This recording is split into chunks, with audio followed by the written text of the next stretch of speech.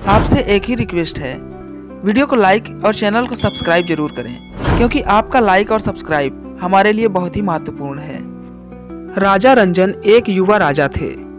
उनके राज्य का विस्तार बड़ी तेजी से हो रहा था, लेकिन उन्हें एक अजीब समस्या का सामना करना पड़ रहा था।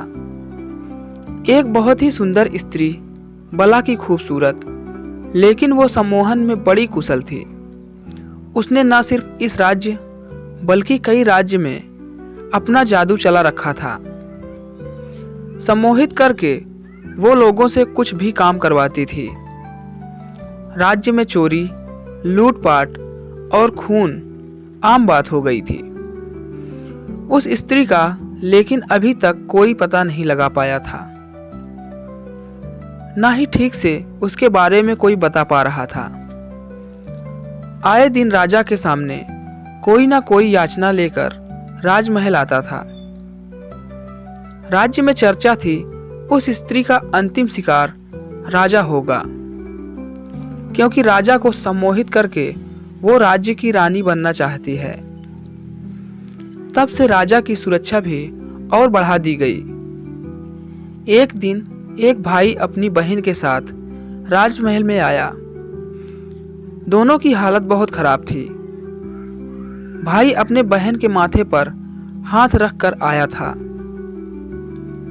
बहन घायल थी और वो जन्म से ही बोल नहीं पाती थी। राजमहल में उसे जाने नहीं दिया गया। सैनिकों ने उसे द्वार पर ही रोक लिया। राजा ने दूर से यह देखा और उन्हें पहले उपचार के लिए राजमहल के उपचार केंद्र में भेजा। राजा ने स्वयं उपचार केंद्र जाकर उन्हें देखा।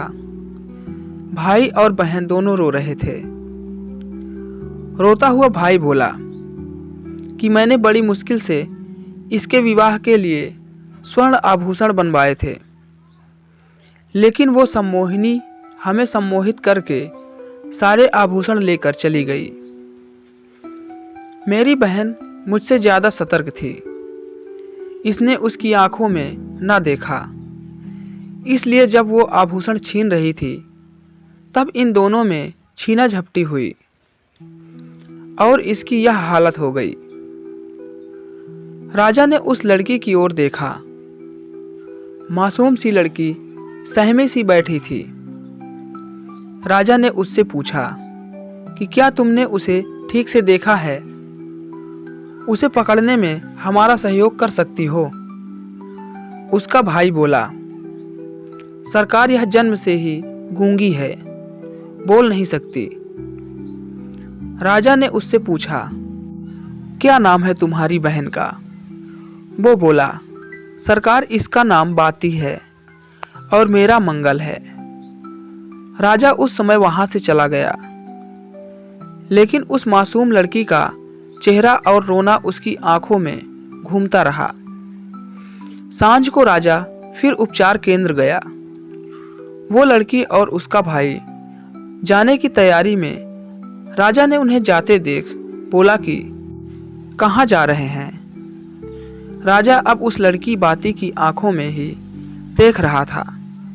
बिल्कुल निर्दोष उसकी आंखें राजा के हृदय को चीर रही थी।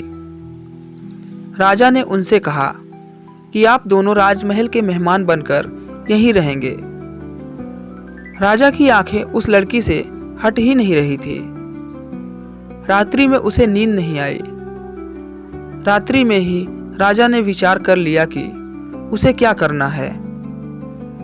सुबह राजा शीघ्र ही उठ गया। उसे बस बाती को देखना था। वो उसके कक्ष में गया। बाती ने राजा को देख पहले खुद को संभाला। राजा बाती के पास आया, कहा कि तुम मेरी रानी बनोगी? क्या है तुम में जो मुझे सोने नहीं दे रहा? बाती की बड़ी बड़ी आंखें अब राजा की ओर देखने लगी। राजा को जैसे दुनिया मिल गई। राजा ने बाती को जोर से पकड़ लिया और अपने सीने से लगा लिया।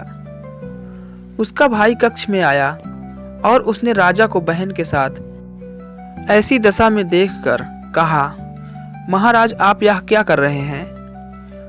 राजा ने बोला, अब यह हमारी रानी बनेगी। बाती ने शर्म से आंखें झुका ली। राजा ने अपने मंत्रीगण को कहा कि कल ही उनका विवाह होगा, प्रबंध किया जाए। राजा के महामंत्री को खबर खुशी के साथ थोड़ी संकोची भी लगी। तभी अचानक द्वार पर एक लड़की बहुत रो रही थी। महामंत्री वहां गए, तब उन्हें पता चला कि वो लड़की भी बोल नहीं सकती। वो इशारों में कुछ समझाना चाह रही थी। थोड़ी देर बाद समझ आया कि उसका भाई सम्मोहिनी के वश में है, ऐसा यह कहना चाह रही थी। महामंत्री को अब शक होने लगा। उसे पता चल गया था कि यह उसकी असली बहन है और राजा भी अब उस सम्मोहिनी के बस में है। राजा एक पल के लिए भी उसका हाथ छोड़ नहीं पा रहा था। सम्मोहिनी भी राजा को इस हालत में देख बहुत खुश हो रही थी। वो सोच रही थी, यह राजा तो अब मेरे लिए मरने को भी तैयार हो जाएगा। बस मुझे इसे इसी तरह सम्मोहित करके रखना होगा। महामंत्री को लग गया कि राजा को अब इस स्त्री के चंगुल से छुड़ाना होगा। वो राजा के पास गया और कहा कि राजा, कल आपका विवाह है और विवाह के पूर्व कुछ रस्में और शगुन होते हैं। इसलिए विवाह के पूर्व आप ऐसे रानी के साथ एकांत में नहीं रख सकते। उस स्त्री ने महामंत्री की ओर देखा, लेकिन वो आंखें नीचे करके ही रहे। उन्हें पता था कि अगर एक बार उनकी आंखों में उसने देख लिया तो वो भी उसके वश में आ जाएंगे। राजा नहीं माना। फिर महामंत्री ने कहा कि यह सब आगे आपके विवाह के सफल होने के लिए ही है, और फिर एक रात्रि के बाद उसके बाद पूरा जीवन पड़ा है। राजा अब मान गया, जाने को तैयार हो गया। सम्मोहिनी की व्यवस्था थी कि वो कुछ बोल नहीं सकती थी, इसलिए कुछ बोल नहीं पाई और राजा वहां से चला गया। महामंत्री राजा को उनके कक्ष में ले गए।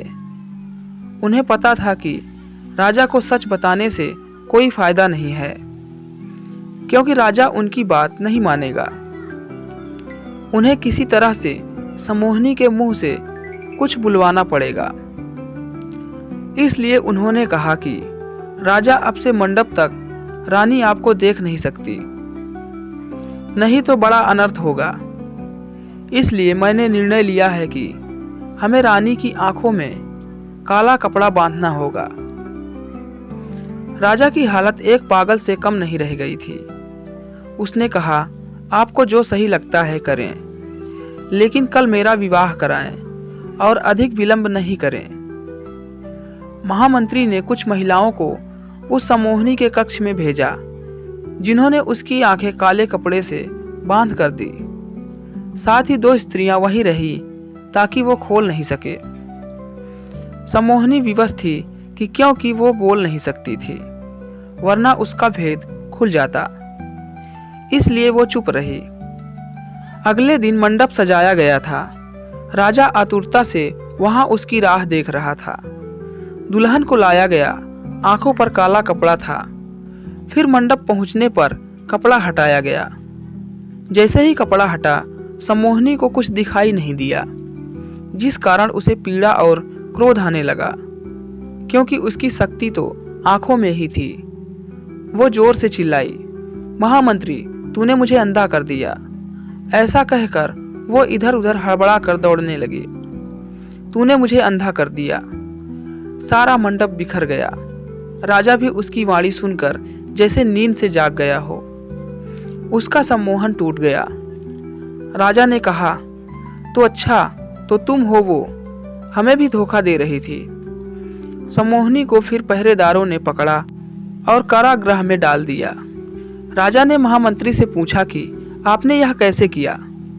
महामंत्री ने कहा कि उसकी शक्ति उसकी आंखों में थी। मैंने कुछ समय के लिए उसे एक पदार्थ से अंधा कर दिया और उसकी असलियत सामने आ गई। राजा ने उन दोनों भाई बहनों को धन्यवाद के साथ विदा किया और महामंत्री को भी उन्हें और राज्य को बचाने के लिए धन्यवाद दिया। तो दोस्तों, आपको यह कहानी कैसी लगी हमें कमेंट कर जरूर बताएं। इसी तरह की अच्छी कहानियाँ आप यहाँ सुन सकते हैं, तो बने रहिए हमारे साथ।